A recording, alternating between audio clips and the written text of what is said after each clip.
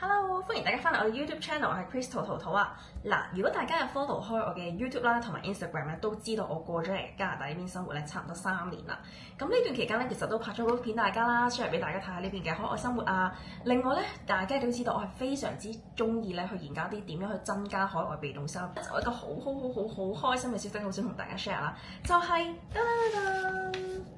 係咧，我喺日本買物業嘅呢一份正式嘅合約 contract 咧，終於寄到嚟加拿大啦。咁其實係真係勁開心啦，即係呢個其實可以算叫做係慶祝我嘅一個小小嘅成就，但係又好有意義嘅一個里程碑，係啦。咁其實咧，大家好奇怪就話：咦，點解突然間你會買咗間日本物業嘅咧？嗱，咁呢度咧就同大家去 share 下究竟係點樣做啦，同埋點解會發生咗呢件事嘅。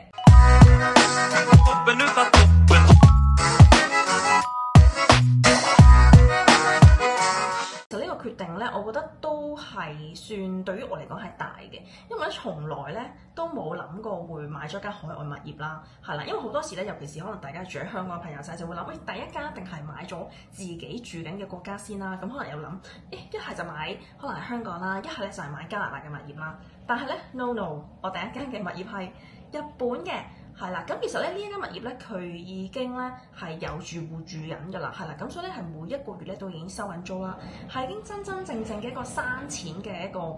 識生錢嘅雞，係啦，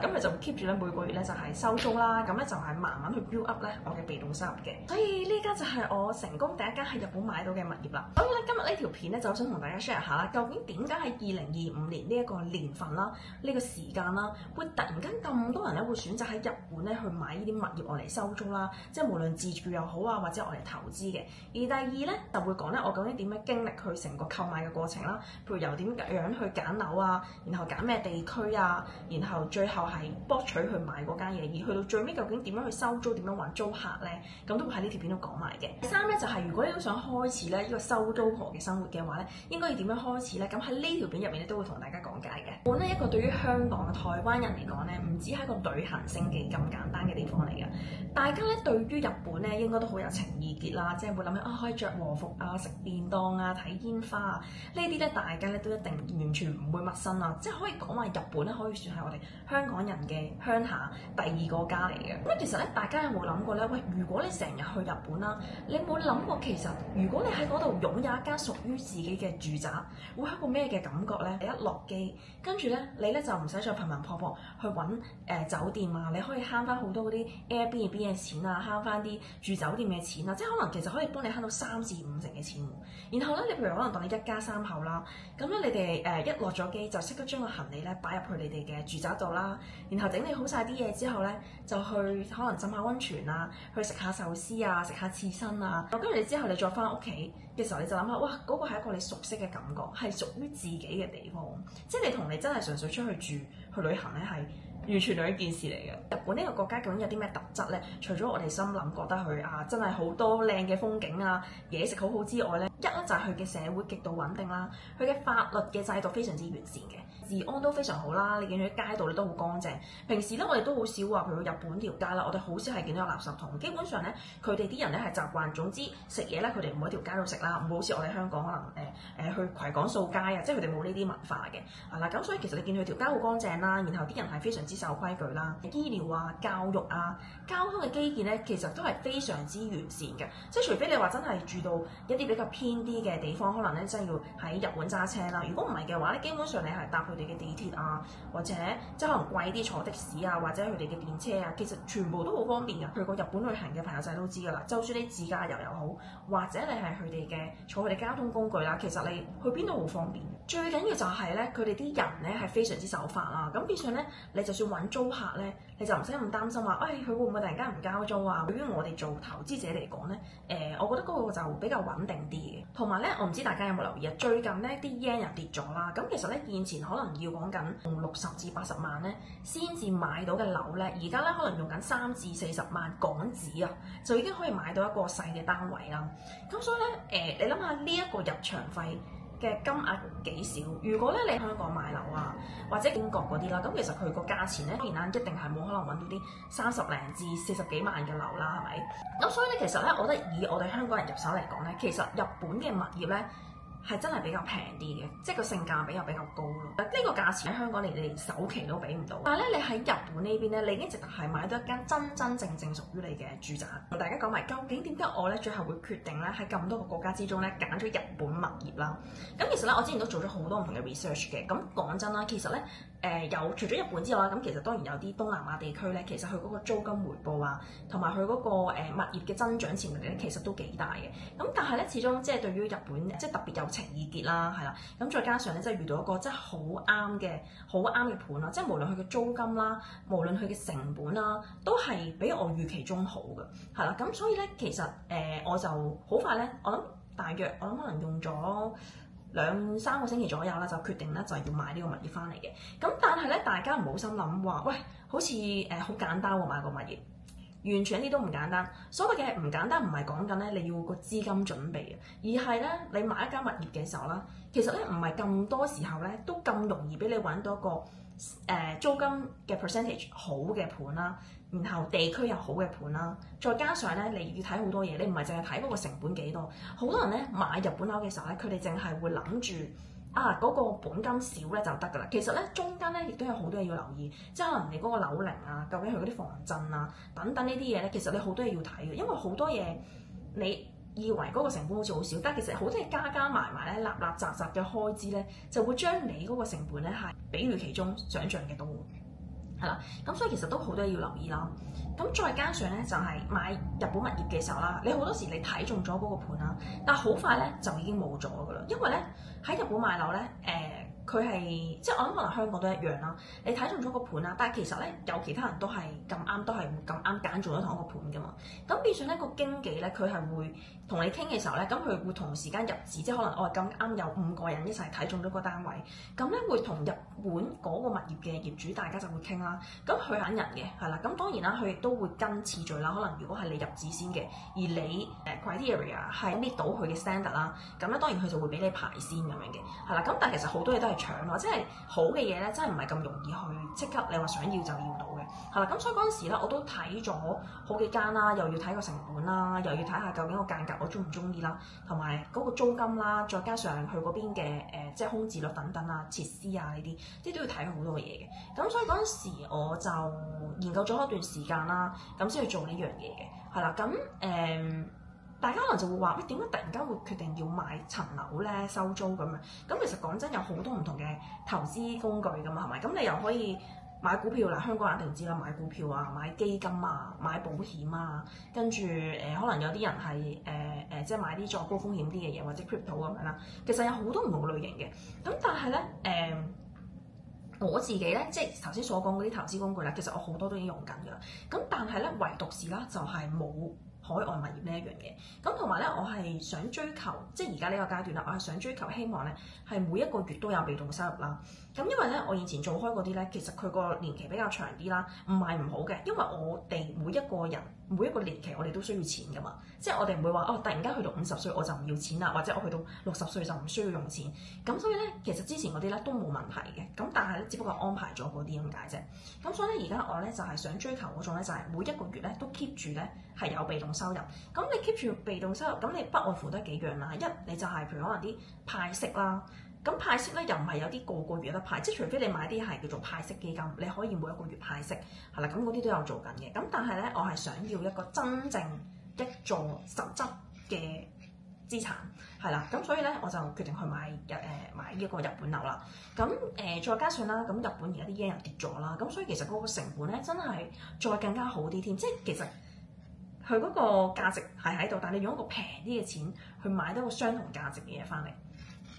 係啦，咁所以其實真係覺得好興奮咯，同埋我係即係嗰時我都覺得好難以置信咯。即係嗰時我即係填咗好多資料成啦，咁真係當收到呢一份文件嘅時候，我就覺得哇，我係真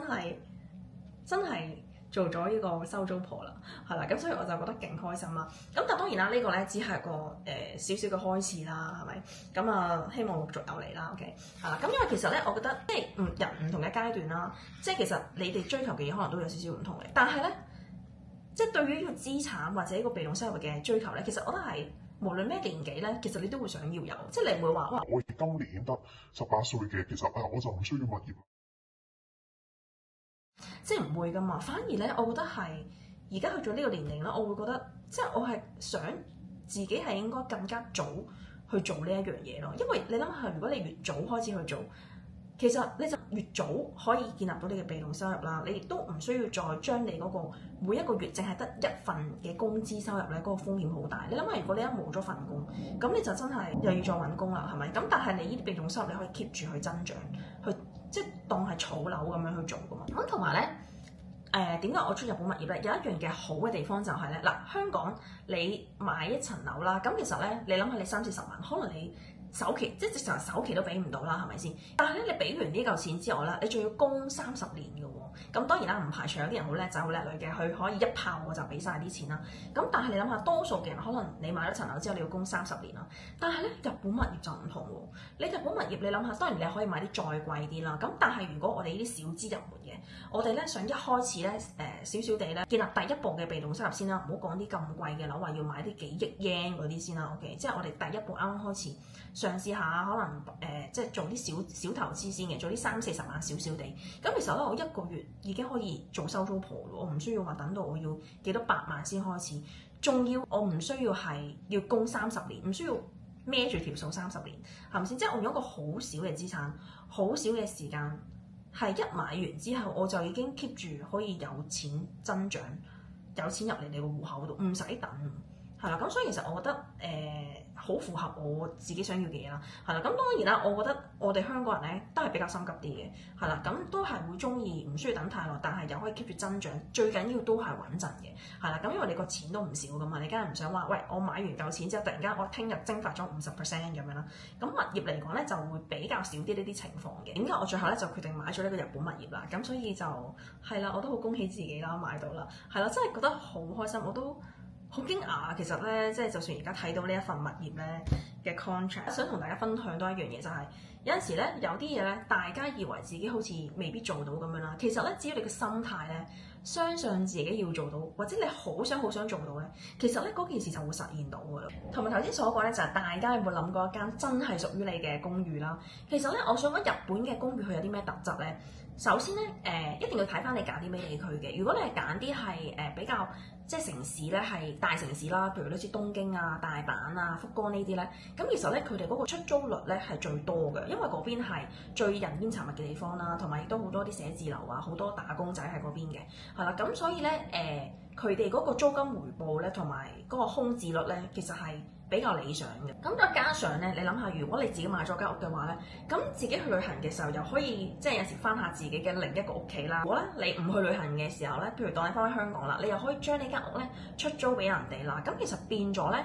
你係慳咗2重嘅錢，再加埋係可以幫自己養一隻生蛋嘅雞咯，係啦，因為你唔喺日本住嗰段期間，你租俾人哋嘅時候，其實佢係 keep 住每個月會俾租金你噶嘛。咁其實你就變咗唔使丟空間屋咯。咁但係如果你去旅行嘅時候，你可以決定嗰段期間唔租俾人，你又可以自己住。咁所以其實我覺得係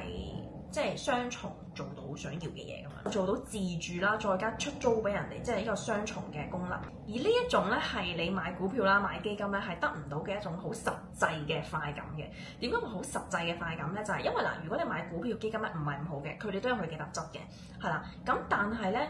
你物業咧係真係揸喺手度啊，係咪？同埋你係真係每一個月係收租嘛。咁但係咧，如果你係買股票基金咧，佢哋都有好處嘅，可能每一季就會出一次佢哋嘅股息。咁但係咧，股票同基金啊，唔係咁多人都識去揀啦。每一個人承受風險嘅程度唔同嘅。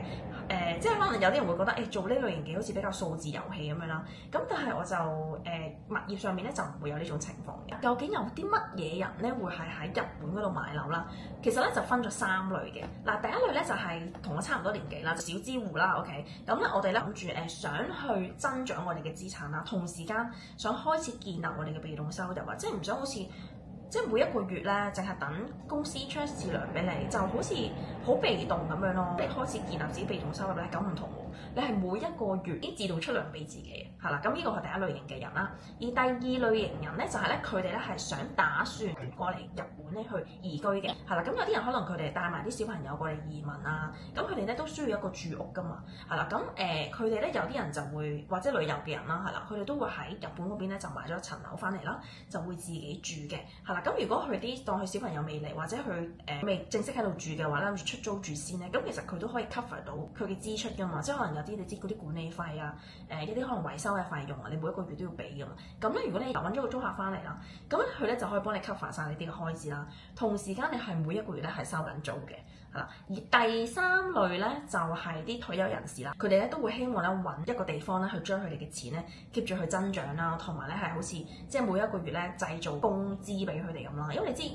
如果你準備退休，你唔會要翻工㗎啦嘛，係咪？咁你都要揾一個地方，希望係可以持續穩定，然後同時間嗰個息又唔錯，咁樣去製造即係一個人工俾自己啦。係啦，咁所以其實主要就係呢三類，一就係30歲左右嘅自資一族啦 ，OK。而第二種咧就係譬如準備要過嚟移民或者係成日過嚟旅遊嘅人嘅，而第三類咧就係咧準備要退休嘅人咧，都會喺日本呢邊咧買物業嘅，而且咧其實佢個回報咧真係唔錯嘅，因為咧嗱，我唔知大家有冇做開啲 research 咁樣啦，咁其實咧全球咧其實你都知有好多唔同嘅國家啦，譬如歐洲啊又好，或者譬如香港啊，或者加拿大啊，同埋日本咁樣啦，其實咧日本咧佢嗰個回報率咧真係好唔錯，即係睇你揀啲咩地區啦，咁但係其實 average 咧有一啲嘅住宅，即係你租出去俾人哋啦，其實你一年嗰個回報咧，大約都可以做到7% 左右嘅，即係實質有個物業你又可以翻日本嘅時候又住下，又可以租俾人哋，每一個月收租，即係其實係完全兩種唔同嘅感受嚟嘅，係啦，咁所以以亞洲區嚟講嘅話咧，日本嘅物業嘅收租嘅嗰個叫租金回報真係幾好嘅，都可以想像一下自己嘅未來生活啦。即係我自己都幾中意日本，基本上咧係去過日本都好多次啦，係啦。咁但係你諗下，喂，如果有一間真係屬於自己嘅屋，然後未來當我有幾間嘅日本物業揸手啦，一個月係收幾間唔同嘅租金喎，即係做緊一個叫收租婆嘅角色啦。咁其實你已經可以想像到，其實自己可能過一段時間，我已經可以淨係依靠每一個月收租啦，已經係夠冚我自己嘅日常開支啦，再加可能我一啲可能娛樂上面嘅開支，咁其實你已經唔需要再返工。最開心嘅係呢種生活咧，你係唔需要再好似我每一年淨係即係等公司 crack 假，可能得10幾日假，有啲人可能仲更加慘啲，一年可能得個7日8日假期嘅。咁你諗下，你得個7日8日，可以好好去感受一個自己好中意嘅國家。其實即係每一次你都會覺得，喂，去之前嗰一個月買機票咧係覺得好興奮咯，就係要出發。但係去到真係玩嘅時候，哇！首先要頭2日搭完飛機啊，好似真係開始玩咯喎。當你真係完全投入啦，去到第6日嘅時候就話要翻香港咯喎，即係完全同你係真真正正去一個地方度生活係好唔同嘅，係啦。咁但係當然啦，呢一個係後期嘅事啦。如果你真係已經買咗幾間，而其中一間咧係自己住嘅話咧，咁你真係可以，喂，我真係得閒去嗰邊食下壽喜燒啊，我陣間又中意食下Jenny小丸子啊。即係食下鯛魚燒啊！即係我隨時話想食就食啦，即係唔需要再等1年先得個幾日假期去日本好好去感受。咁所以其實我覺得都即係呢樣嘢都幾嚮往嘅。人應該話日本 yen 咧最近咧就跌咗啦，咁所以其實咧都係一個好好嘅時機，係俾我哋去用一個平啲嘅價錢咧去買到個物業翻嚟嘅。咁但係啦，當然啦，如果你話要買日本物業嘅時候，其實日本都有好多唔同嘅區啦，亦都有啲人咧就會諗，喂，究竟我要揀邊一區咧先至可以即係我個住宅啊係會 keep 住升值啦，同時間咧我又可以揾到個好嘅租金回報啦，又唔會咧有太大嘅空置率啦，因為一有空置率咧太高嘅話咧，好大機會間屋會丟空咗冇人租噶嘛。整咗個免費嘅點樣去買日本樓嘅知識包啦，係啦。咁咧如果大家咧喺下面咧 form 度填咗條 link 之後咧，咁我就會即刻咧 send 呢一個 PDF 咧去你嘅 email 度噶啦，係啦。咁如果你都想知咧，究竟有啲咩方法咧係可以買到日本物業啊？點樣去揀佢嘅地區啊？點樣去避免一啲陷阱嘅話咧，咁咧就真係要喺呢個 Google Form 填一填啦。除咗呢個免費嘅精而簡點樣去買呢個日本樓嘅指南之外呢，我呢嚟緊下個禮16嘅加拿大時間8點至9點呢，就會有一個更加深入咧去全面話俾你知，究竟真實嘅買日本樓嘅狀況，同埋要點樣揀地區，點樣去買樓，過程中又要點樣揾租戶等等咧，都會喺呢個 talk 裏面咧好詳細咁同大家分享㗎。如果大家咧都想知道更加深入點樣去操作嘅話咧，就記得快啲喺下面呢個 YouTube 下面嗰條 link 嗰度咧填 Google Form 報名參加啦。如果你都中意咧睇啲關於點樣投資海外物業啊，尤其是日本物業嘅話咧，咁咧你就記得 subscribe 我哋 YouTube channel 啦。好啦，今日條片咧就去到呢度啦，我係 Crystal 淘淘，下次再見啦，拜拜。